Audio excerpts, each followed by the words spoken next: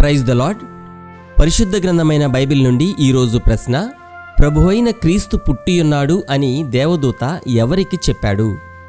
Option A జ్ఞానులకు, option B ప్రజలకు, option C హేరోదుకు, option D గొర్రెల కాపరులకు.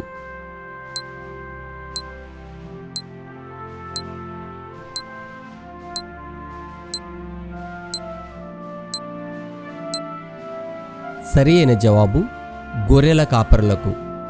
దావీదు పట్టణమందు నేడు రక్షకుడు మీ కొరకు పుట్టియున్నాడు, ఈయన ప్రభువైన క్రీస్తు. ఇది లూకా సువార్త 2వ అధ్యాయము 11వ వచనంలో వ్రాయబడి ఉన్నది. మనకు శిశువు పుట్టెను, మనకు కుమారుడు అనుగ్రహింపబడెను, ఆయన భుజము మీద రాజ్యభారముండును.